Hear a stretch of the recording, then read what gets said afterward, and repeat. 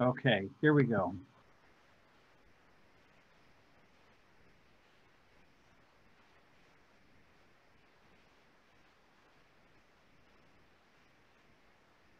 Hey, there we go. How's that look to you? Excellent.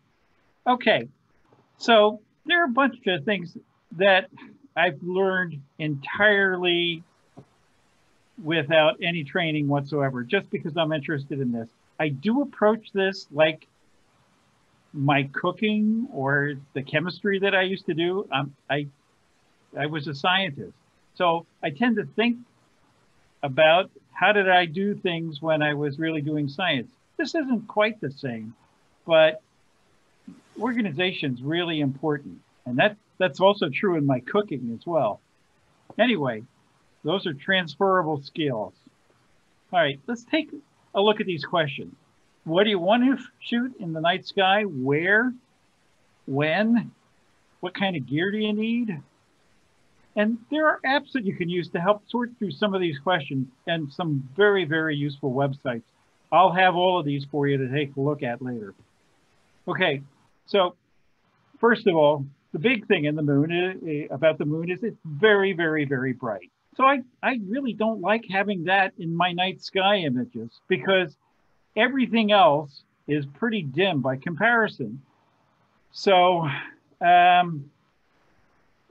it's hard to shoot the moon. The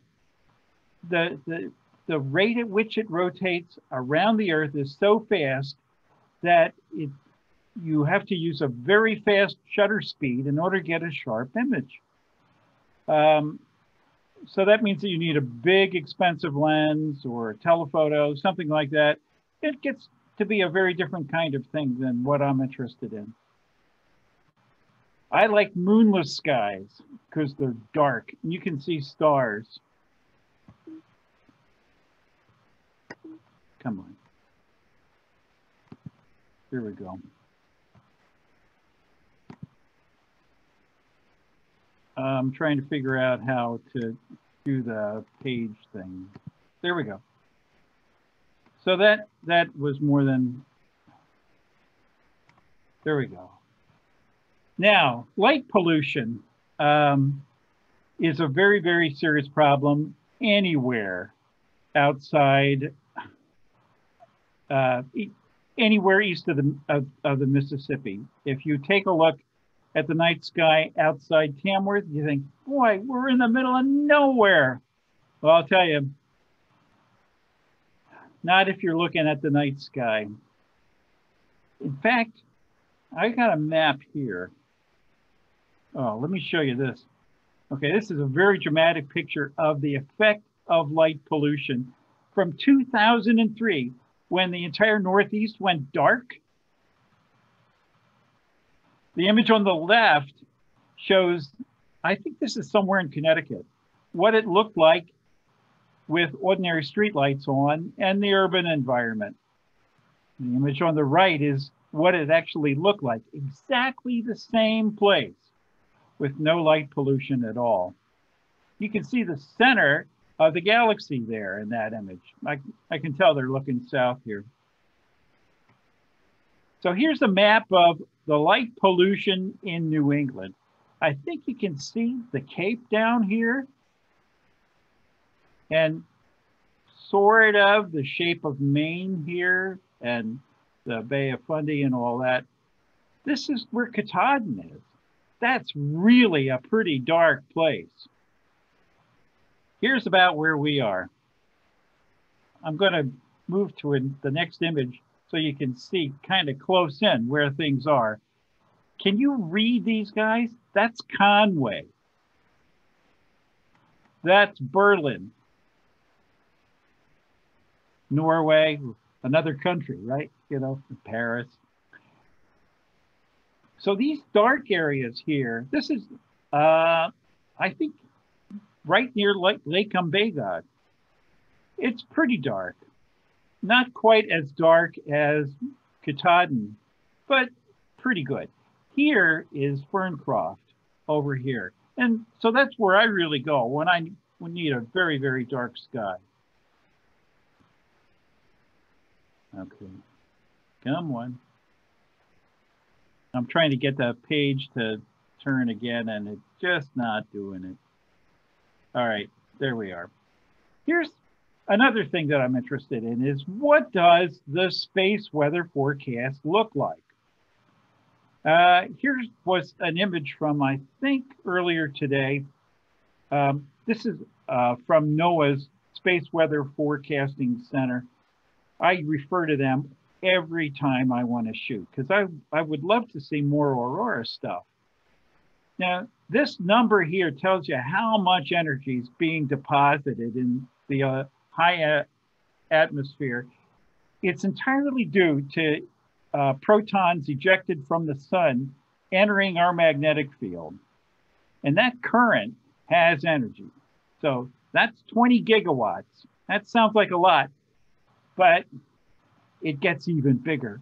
In a display that we might see down here in New Hampshire, that number will be up around 150 or 200 gigawatts. Now, by comparison, the entire province of Quebec produces about 300 gigawatts of power on the average. That's not just electricity, that's also for heating as well. I mean, not just for lighting, it's for all electrical purposes and the stuff they export as well. So 200 gigawatts is kind of the upper limit of what we might see in an aurora display here and that green disk would extend pretty far south if that were the case. Now, our space weather really does change. Let me see. This is just slow to respond to. There we go. There we go. Okay, it has two different kinds of periods associated with it. One is due to the rotation of the sun itself, and those protons are coming from coronal holes in the solar atmosphere, and they come shooting out at us. Those holes rotate about every 25 to 30 days, depending on where they are on the surface of the sun. So when we see a big hole, if we wait about a month later, we'll see them again. There's a certain periodicity to these. They don't disappear right away.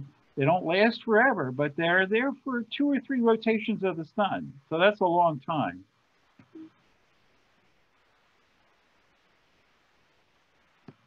Come on. Please show me the next slide. Come on.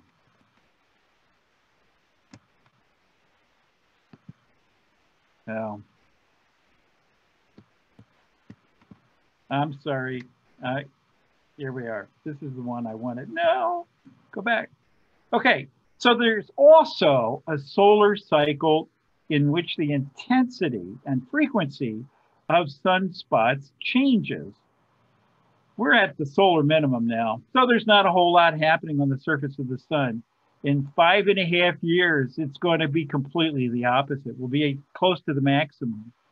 And I was in Baxter a year before the maximum in 1990, and there were lights dancing over our heads at night. It was unbelievable.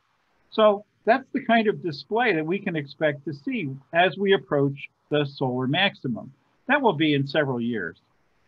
Okay, so aurora, moon, that kind of stuff, I really keep an eye on what's going to happen there. All right, now let me go back. There's another aurora phenomenon called STEVE. That stands for strong thermal emission with velocity enhancement. It has nothing to do with anybody that you know named Steve. It's a plasma that forms in the upper part of the stratosphere and extends all the way up to the top of the ionosphere, about 400 kilometers or so. I had signed up for a Twitter alert if Steve were ever in our area. And I got one at the end of August in 2019 at 3 in the morning. This is from the Northeast and Outdoor Center at Millinocket, looking at Katahdin. And that is Steve, this pillar of light, an extremely unusual phenomenon here. If you were up in the far north in the Yukon, you would see this more often, and you can look for images of this stuff. So I always look at what's happening at this camera.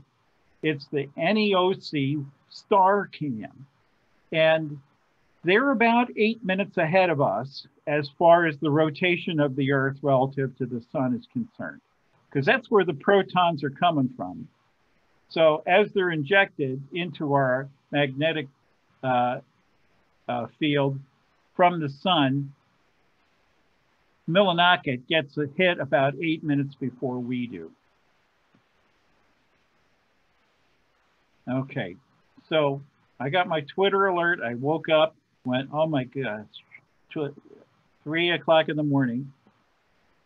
And this is what I shot. And that is Steve. Right there. I've not done anything with this photo. And I know I could enhance it to bring this guy out. But this is at 3 o'clock in the morning. Looking north over Chikora. Now, what does the sky normally look like at 3 in the morning? It's not that bright. That's really quite intense. Okay, now let's talk about gear. All right, you can't do this with a handheld, anything. I don't care. It's going to look terrible if you do it that way. You got to use a tripod. I don't like using telephoto lenses for any of this stuff. They're hard to focus. You have to be looking at a very small segment of the sky. I like wide angle stuff, and simple is better. And my 28mm lens is as simple as it gets.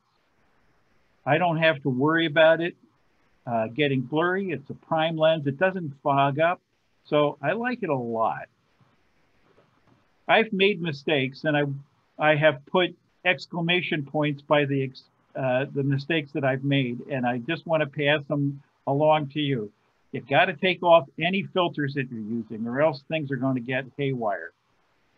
You can't use autofocus because that's going to rely on sensing the distance between your camera and the object. Well, that's infinity, and you're not going to be able to do that. So you have to have some sense of what is a infinity setting on your camera. Do that in the daylight when you can actually shoot something that's far away, and tape down your lens so you're not going to fiddle with it. And that will work. I do that all the time. If you look at my lenses, they've got tape all over the places. Okay, turn off image stabilization too. That's going to chew up a lot of time with your camera. Make sure you save your images in what's called RAW format. JPEGs are not really all that useful. You've tossed away 90% of the information if you use a JPEG. So you can do far more in RAW format than you can in any other. This is like having, a digital negative. Now, finally, check and make sure your battery's full before you start, because I have run out of power. That's disappointing. You go to all this work, get all set up, and you run out of juice. Okay, let's see where we're at. Trying to get one, come on. Oh, sorry. We're doing this business with a delay. So here's a set of typical settings that I use for my particular photos. It's going to be a little bit different from camera to camera, but I've got on manual, okay? I've got manual focus. I've got a tungsten light white balance, an 8-second exposure. My aperture is at 4, 5, and my ISO, or digital film speed, is about 10,000. That's pretty fast, but that's because I'm looking at very dark sky, so there's not a whole lot of light. I've also got this mounted on a tripod, and I've got a 2-second delay, so that if I hit the button for the lens, opening the lens, it doesn't wiggle too long. I could set it for a 10-second delay, and that's okay, but you know, that's a little bit too much. Saving stuff in RAW format is really, really important. So these are my most common settings, and I pretty much stick with them. And if you were to use these on your stuff, you'd get close, and you can fiddle with things like don't go over 30 seconds here, or else you're going to get star trails. And you know, there's no reason why you can't in the beginning just open up your lens to the full aperture, and you can reduce the ISO so you got a little less noise. As you crank up the film speed, it gets noisier.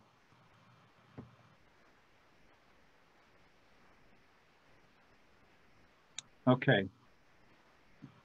I'm trying to get to the next set. There we go. Okay. Okay. So here are some resources for you. Okay. This is a good website, Astro Backyard. Check it out. Okay.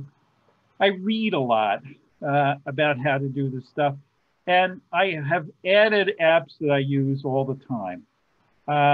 Just added Astrophysics to my list. It kind of combines both weather and ISS and the Aurora forecast together. I like it.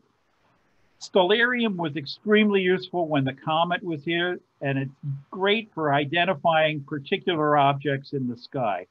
And it runs off of a database that is connected with the orientation of your cell phone if it has GPS. So it's very, very good for working outside and you're wondering, okay, now where is that constellation? I just saw it and I now can't find it. I also use a planner called PhotoPills. That is the go-to app that means more to me than anything else, because this actually allows me to set up a shot ahead of time and see what things might look like. Okay, I'll show you a screenshot of the app. Come on. There we go. Okay, so you might recognize this as Chicora Lake. Okay, and here's the narrow bridge here. Here's Silver Lake over here. Here's Tamworth down here. And there's the peak. This line actually is the Milky Way. When is that? 2:20 tonight on the 13th. Of course, it's going to be cloudy. Okay, but that tells me when does it actually line up with the peak as seen from the Narrows Bridge. And I can move this anywhere on this map and check out when is sunrise, moonrise, moonset, sunset, what angles they might be. Are there any interesting geographical features that I might want to have in that photo? And where would I be looking at, you know, for the Milky Way at a particular time? So this is my #1 app for any kind of night sky stuff that I do. Extremely helpful. I think it's $10, and it's really, I couldn't do half of what I do without it.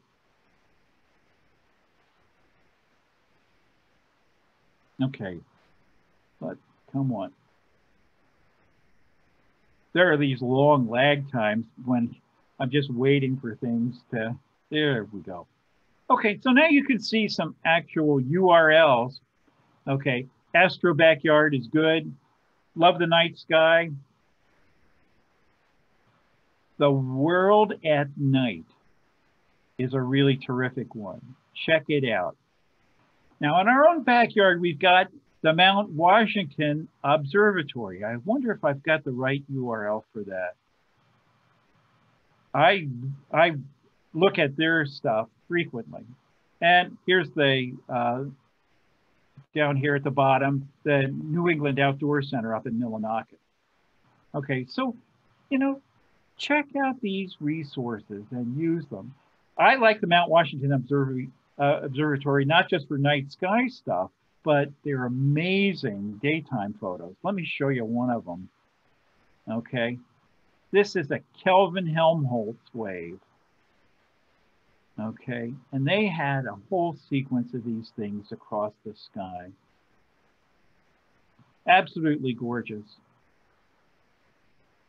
Okay, so there's much, much more. And they have a very interesting Science in the Mountains series, and you can go to their website and check them out. I encourage you to do so. Okay, so here's a shot I took from the Narrows Bridge at the end of November. It took me 4 months of planning to get that guy, and you can see I lined up the Milky Way with the peak, and I was just fortunate enough to also see an aurora that night. So anyway, that's how I did it. Thanks, Cook Memorial Librarians. I love you very much. And thank you all for listening. Please, anyone welcome to jump in and ask Jim some questions. You can either ask them out loud or type them up and I'll read to you.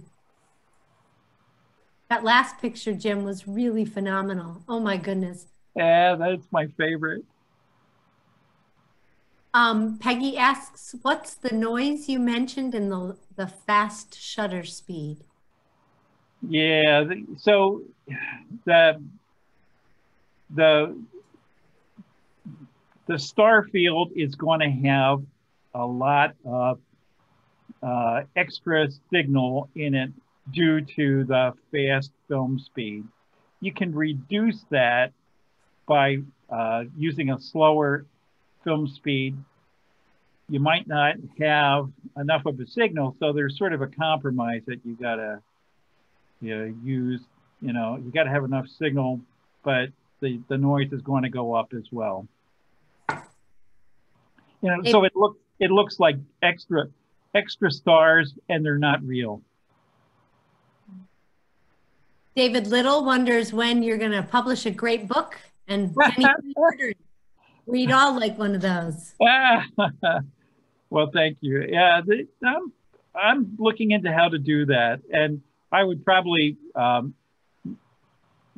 make it as inexpensive as possible. I have to say, I've been experimenting with different media for printing. And one of the difficulties in doing night sky photography and printing the results is that these images that we're looking at have extremely high contrast. So you're looking at very bright stars, and there aren't a whole lot of them, on a very dark background. If you were to use a low contrast medium like paper, that's not going to look very impressive. On the other hand, on a computer screen, that's much higher contrast. That looks pretty good. So there is something in between. Glossy print is better than paper, but I just experimented with a metal print, and I was pretty happy with the result. It was that one from the Jacora Narrows Bridge of, you know, the Milky Way over the peak in November. So another question is, why do you especially like photographing the aurora borealis, or what about the aurora pulls you in?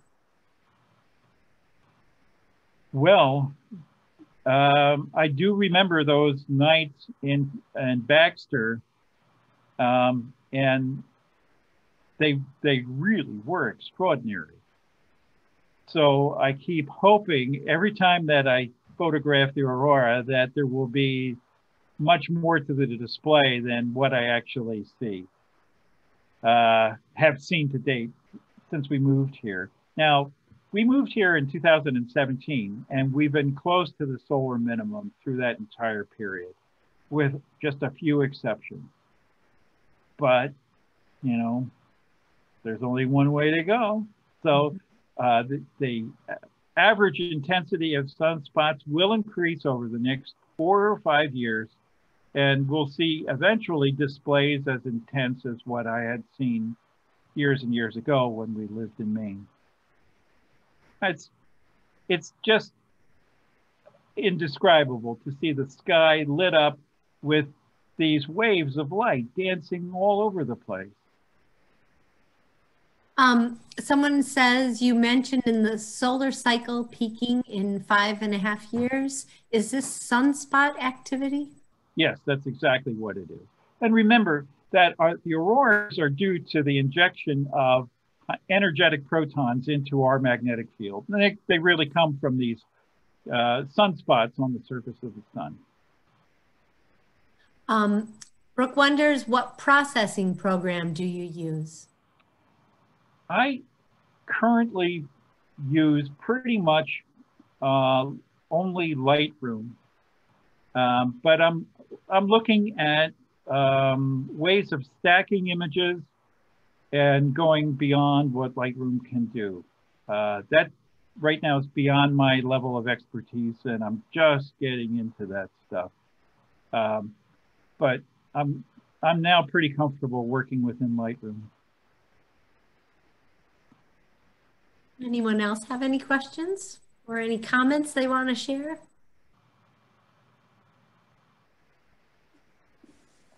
I just want to thank you. It was very interesting. Great. All these virtual hands clapping. Yeah. Well, these are wonderful talks. Thank you again, Amy. Thank you, Jim. Thank you so much. Thank you. And we'll hope to see you all next week to chat with Katie and Willa about the other store, and bring your stories or anything you want to share. Maybe there'll be images we'll try to pop up there if people have old things they want to share too. Excellent. Okay. I'll leave this up if anyone wants to. Jim.